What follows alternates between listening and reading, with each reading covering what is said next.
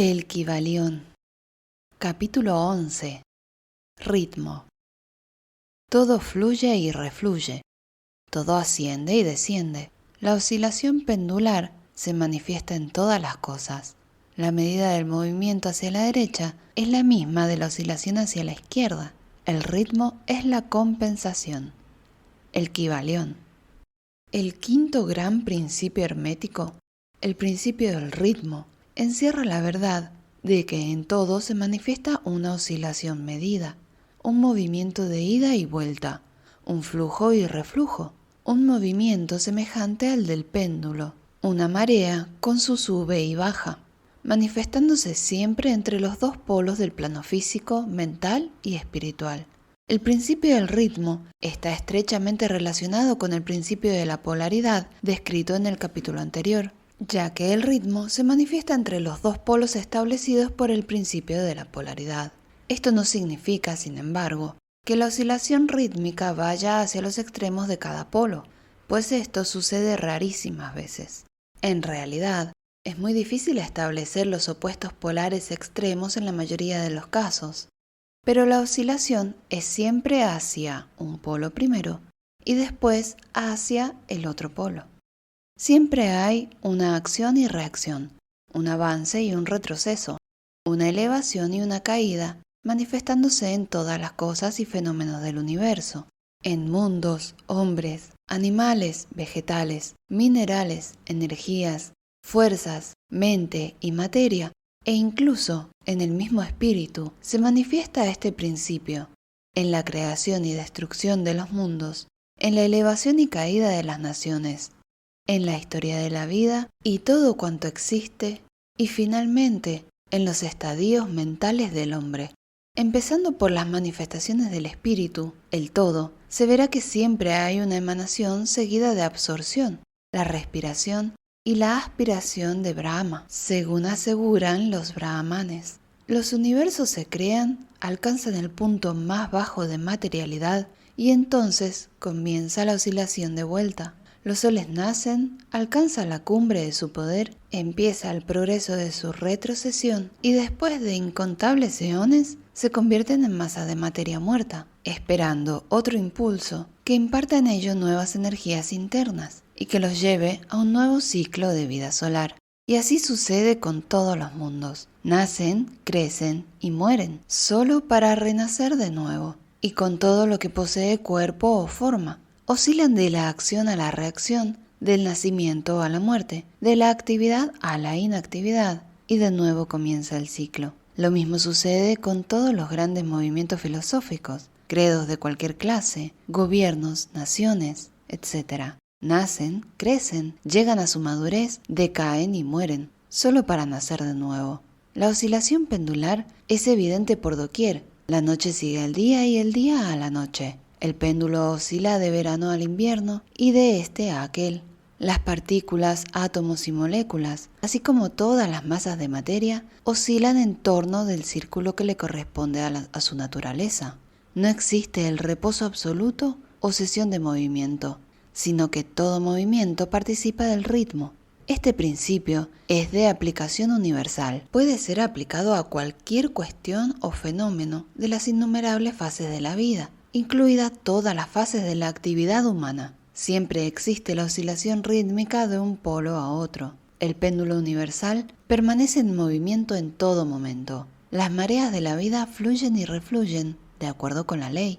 La ciencia moderna reconoce el principio del ritmo y lo considera de aplicación universal en cuanto se refiere a lo material. Pero los herméticos lo llevan mucho más allá y saben que sus manifestaciones se extienden a las actividades mentales del hombre y que él solo explica la gran sucesión de sus modalidades, sentimientos y otros cambios contundentes que notamos en nosotros mismos. Los herméticos, al estudiar la operación de este principio, han descubierto el modo de sustraerse a las actividades mediante la transmutación. Los maestros herméticos averiguaron que en tanto que el principio del ritmo era invariable y evidente en todos los fenómenos mentales, había dos planos de manifestación en lo que a los fenómenos mentales concernía, dos planos generales de conciencia. el inferior y el superior, y este descubrimiento les permitió elevarse al plano superior, esperando a la oscilación del péndulo rítmico, que se manifestaba en el plano inferior.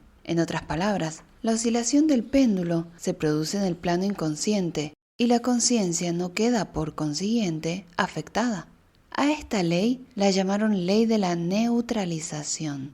Su funcionamiento consiste en elevar al yo sobre las vibraciones del plano inconsciente de la actividad mental, de manera que la oscilación negativa del péndulo no se manifieste en la conciencia y no quede uno afectado por ella. Es lo mismo que levantarse por encima de un objeto y dejar que pase éste por debajo de uno. El instructor o discípulo hermético se polariza a sí mismo en el polo requerido y por un procedimiento semejante a rehusar participar en la oscilación retrógrada, o si se prefiere, negando su influencia sobre él, se mantiene firmemente en su posición polarizada y permite al péndulo mental oscilar hacia atrás en el plano inconsciente. Todo hombre que en mayor o menor grado ha adquirido cierto dominio de sí mismo, realiza esto más o menos conscientemente, impidiendo que sus modalidades o estados mentales negativos le afecten, mediante la aplicación de la ley de la neutralización. El maestro, sin embargo, lleva esto hasta un grado muchísimo mayor de la eficacia y habilidad, y mediante su voluntad llega a un grado de equilibrio e inflexibilidad mental casi imposible de concebir por aquellos que se dejan llevar y traer por el péndulo mental de sus sentimientos y modalidades. Todo pensador apreciará debidamente la gran importancia del asunto con solo considerar lo esclavas que, en su mayoría, las personas son de sus propios estados de ánimo, sentimientos y emociones, y el poco dominio de sí mismas que tienen. A poco que se medite el asunto, se comprenderá cuánto nos ha afectado en nuestra vida esas oscilaciones del ritmo. Como a un periodo de entusiasmo ha seguido un correspondiente periodo de depresión. Igualmente, tenemos periodos de valor que son seguidos de otros de desaliento y miedo. Y así sucede con todos, o al menos con la mayoría, mareas de sentimientos y emociones que se elevan y caen, pero nunca sospechan la causa de ese fenómeno. Si se comprende el funcionamiento de este principio, se obtendrá la clave para dominar esas oscilaciones, y uno podrá conocerse a sí mismo mucho mejor, evitando además dejarse llevar por esos flujos y reflujos. La voluntad es muy superior a la manifestación consciente de este principio, por más que el principio mismo nunca puede ser destruido. Podemos sustraernos a sus efectos, no obstante, el principio obrará.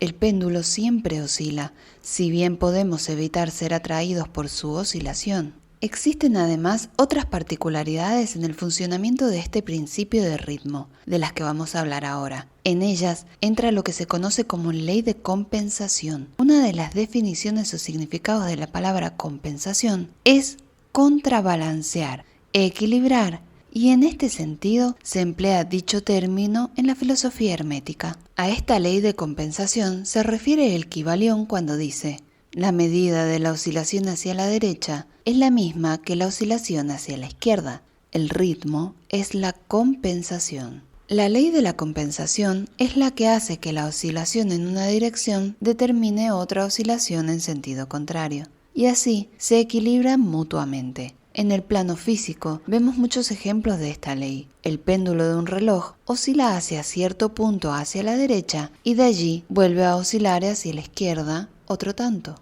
Las estaciones se equilibran unas a otras de la misma manera. Las mareas obedecen a la misma ley, que se manifiesta en todos los fenómenos del ritmo. El péndulo que solo hace una oscilación corta hacia la derecha, también hace otra fluctuación corta hacia la izquierda. Si la oscilación hacia la derecha es grande, el vaivén hacia la izquierda lo es igualmente. Un objeto cualquiera arrojado hacia arriba tiene que recorrer exactamente el mismo camino de vuelta. La fuerza con que se lanza un proyectil hacia arriba se reproduce cuando vuelve a la tierra. Pero el hermético la lleva aún más allá y afirma que los estados mentales están sujetos a la misma ley. El hombre capaz de gozar agudamente es también capaz de sufrir en igual grado. El que solo experimenta un escaso dolor tampoco puede disfrutar más allá de un escaso placer. El cerdo sufre mentalmente muy poco, pero en cambio tampoco puede gozar gran cosa. Está compensado. Por otra parte, hay animales que gozan extraordinariamente, pero también su sistema nervioso y su temperamento los hacen sufrir grados de dolor extremos. Igualmente sucede con el hombre. Hay temperamentos que únicamente son capaces de muy poco goce, pero en ese caso existe, como compensación, una capacidad para soportar muy poco dolor, en tanto que otros hombres que pueden gozar intensamente sufren en igual grado. La regla es que la capacidad para el placer y el dolor en cada individuo está equilibrada. La ley de compensación opera ampliamente aquí también. Sin embargo, el hermético va más allá aún en esta materia y asegura que antes de que uno pueda gozar de cierto grado de placer, es necesario que haya oscilado proporcionalmente otro tanto hacia el otro polo del sentimiento o sensación. El negativo en esta materia precede al positivo. Es decir, al experimentar cierto grado de placer, no se seguirá que haya que pagarlo, con un correspondiente grado de dolor. Por el contrario, el placer es la oscilación rítmica de acuerdo con la ley de la compensación, originada por un grado de dolor experimentado previamente, bien en la vida actual o en las encarnaciones anteriores. Y esto arroja una nueva luz sobre el problema del dolor. Los herméticos juzgan la cadena de vidas como continua, como simples partes de una sola vida del individuo, de suerte que la oscilación rítmica es considerada en esta forma y no tendría significado alguno si no se admitiera la doctrina de la reencarnación. Pero además, el hermético sostiene que el maestro o el discípulo avanzado es capaz en grado superlativo de rehuir la oscilación hacia el dolor, realizando el proceso de neutralización que mencionamos anteriormente. Ascendiendo al plano superior del yo, se evitan muchas de las experiencias que llegan a los que habitan en planos inferiores. La ley de compensación desempeña una parte importantísima en la vida de los hombres, pues se verá que uno generalmente paga el precio de lo que tiene o de lo que carece. Si se posee una cosa, falta otra, y así se equilibra la balanza. Nadie puede guardarse su moneda y tener al mismo tiempo el pastel. Todo tiene su grado agradable y desagradable. Lo que uno obtiene siempre se paga con lo que pierde. El rico posee mucho de lo que al pobre le falta, mientras que el pobre posee cosas que frecuentemente están fuera del alcance del rico. El millonario que gasta de los festines y que tiene la fortuna necesaria para satisfacer sus deseos y asegurarse la satisfacción de su gula, carece del apetito necesario para saborearlos.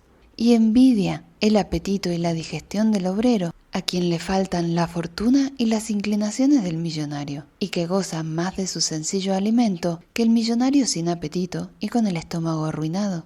Y así sucede con todo en la vida. La ley de la compensación está siempre obrando, equilibrando y contrabalanceándolo todo continuamente en la sucesión del tiempo, aunque la oscilación del ritmo tarde vidas enteras. Final del capítulo. Si te gustó el audio, me ayudarías mucho con un like, y si te parece útil o pensás que a alguien le puede gustar, compartilo. De esta manera crece el canal y puedo seguir compartiendo estos valiosísimos libros. Muchas gracias.